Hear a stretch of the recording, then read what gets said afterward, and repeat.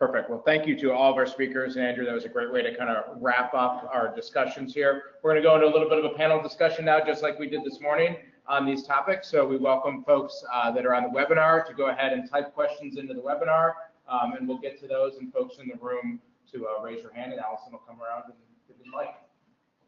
And I'd also like to remind the speakers who are answering questions, please use the microphones people on the webinar here. Question?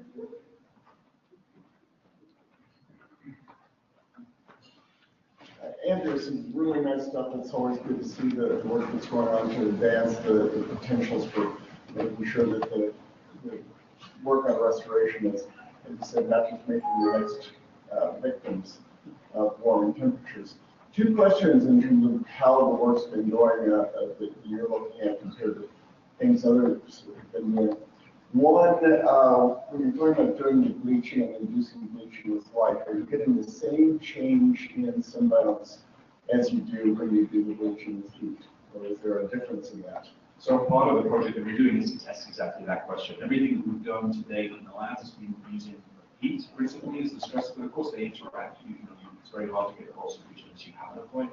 So one of the main things that we're starting right now with the field trials this month is to test exactly. We know that we can bleach corals with our light. The question is that still elicit the same change in their symbiotic communities. My guess from other data we have is that it will, but that's a good guess.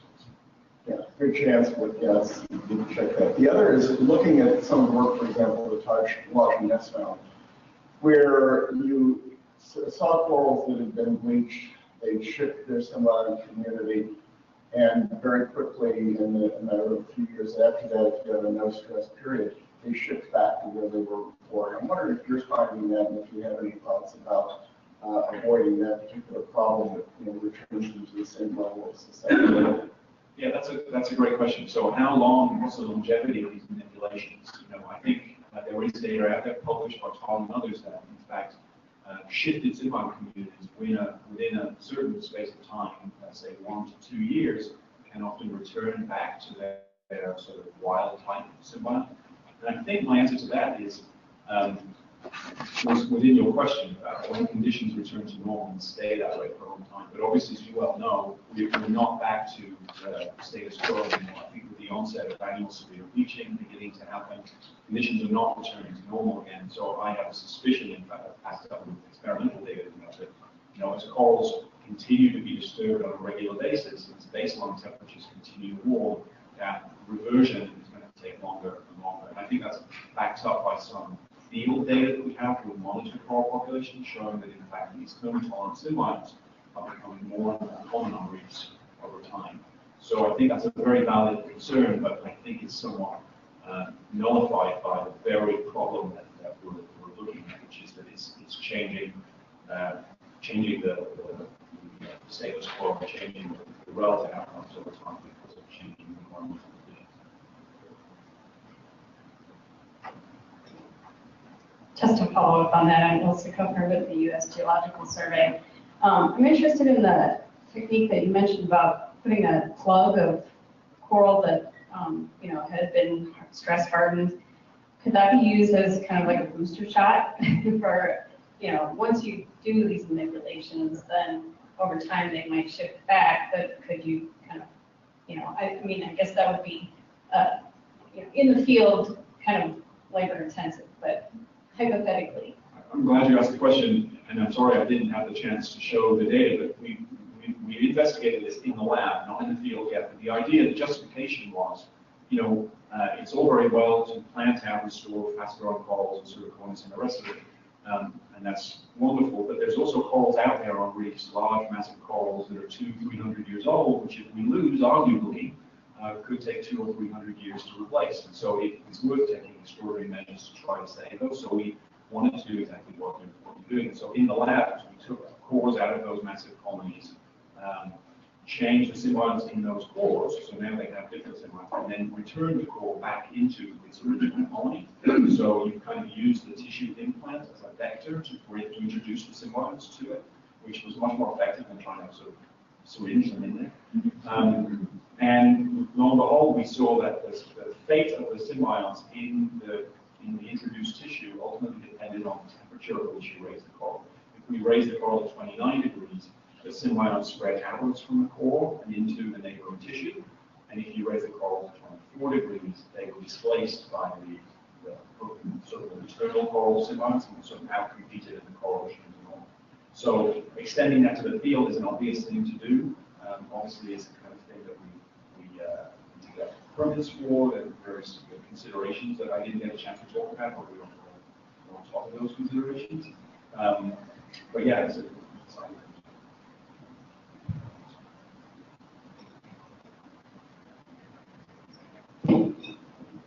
Yeah, Andrew, I was very impressed with the results of your experimental studies. And I can't help but wonder if this doesn't also happen in nature, naturally, that the ones that don't die when they're stressed will eventually take over. And the reason I wonder that is in the cores we've drilled over the years, we found that aquaporids have disappeared at times in the past. And in fact, we cored the dry tortugas, 55 feet of limestone coral that's been underwater for about 6,000 years. And aquaporids did not build the dry tortugas. It was all head corals. And then we found periods of time in the Keys where there's been long periods of time where there was no stag or no aquaporus subcombus. But then they come back and they go, they come and they go. As Bob Ginsberg always called them, they're the wee coral weeds of the reef. But don't you think that this is an encouraging implication that the corals will come back? But, we may not be here to see it. I guess like Tom, I'm a glass half full person, but I think you're right in the sense that this is a natural quote unquote phenomenon. The corals are doing this naturally. In fact, we're seeing right now as a response to natural quote unquote bleaching events. These changes are happening. Of course, you can argue how natural are these bleaching events if they're man-made anthropogenic CO2 emissions related events. But as to whether they happened in the distant past, I think that's a really interesting question. It may not have involved symbionts like the one we're thinking of now, this D1A. That might be a very new phenomenon. People have written about possible shifts that have occurred, selective sweeps that have occurred through these different symbiont types in geological time, and how that might have actually resulted in the diversification that we see in the different types of symbiodidium that are out there. So I think there's a good case to be made. This general idea of a selective sweep with a particular symbiont doing really well and passing through a number of different coral species becoming dominant and subsequently diversifying is a really interesting one, and there's a good argument to be made. But yeah, thanks. Hi, I'm very interested in more about the crab study that was talked about. Perhaps I missed it, but I was just curious about, is there any info on the historical impacts of those? Do we know what types of historical populations there may have been controlling algae on coral reefs locally or anywhere? No. There's actually very, very little literature on the species other than a very few studies that have been done, most often on their potential for mariculture, because they're also delicious. And they absorb athletic migration and grow rapidly, and use the algae. So they've been talked about for mariculture for many years. But their ecology is almost entirely unknown. They're very cryptic species. They're nocturnal, so it's difficult to study them. It's difficult to work with them. But I suspect that they're not new, and there are actually, I think, 33 different species in the family down in the Keys. And another chapter of my dissertation actually looks at some of the more diminutive species that are common in the aquarium trade and their effect in natural habitats. And it looks like all of them have a very similar effect in nature. And I imagine that that's not an emergent function. But no, there's no evidence to substantiate what I just said. Quick follow-up to that. So I may have missed it. Did you guys grow and the crabs that you used in the experiment, or did you guys source them from elsewhere? Yeah, You collected no, them, no okay. place, yeah, but honestly, some of the data that I didn't present were mortality data, where we tethered across different size classes. And it turns out that to culture them and put them out, it will take a couple of months, because once they reach the size of a quarter in their carapace, they're almost released from predation pressure. So it wouldn't take much to culture and then outplant mariculture specimens. Do they eat other organisms? No, they do require some protein in their diet to get that optimal growth rate. And we think that they're probably picking up a bunch of garbage and algae and everything. They're definitely opportunistic scavengers, so they will eat dead animals. I've never seen them catch anything alive, but. Any other questions in the room right now? Let me take these two, and then we'll do we have any questions online. Question for Brian and Stacey. I think, Brian, you mentioned that you found the areas of highest IDEMA abundance in the recruits was different from the area that had high abundance of adults. Is that Correct. right? And Yes. I wondered if, Stacey, did you find the same thing? Yes. Okay, so have you two talked about the characteristics of each of those habitats? Okay. No, we just met right now. Yeah. Let's all have lunch.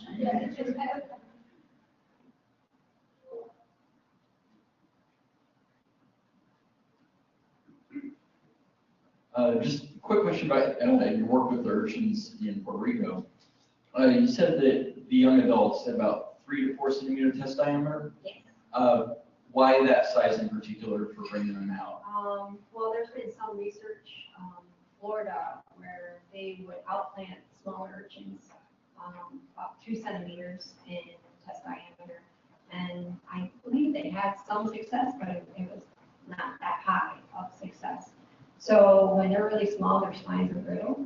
And when they grow to that stage, their spines are hardier.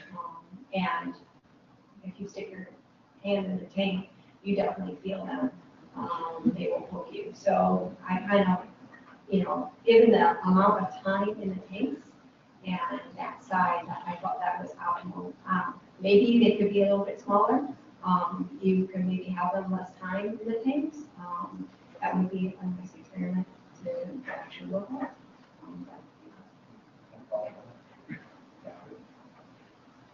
And following up on what we found, so maybe habitat differences, some location differences. So some of the data we didn't present before that tethering experiment that Brian showed, we looked at that. We asked the question, is there a size specific release from predation? And we were working out, and granted we forced the issue, we were working out that very flat area to read, flat as an aircraft carrier, but that sort of implemented a lot of the places that we're restoring, and we found no release predation. We were using guys that were near L infinity, so they were 85 millimeters test diameter.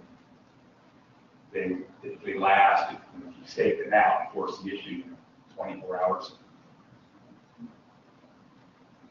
We're going to take a few from that.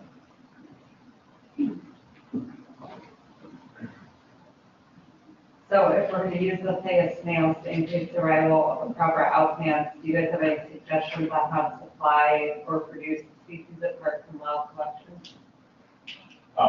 No, we haven't looked at mariculture and everything.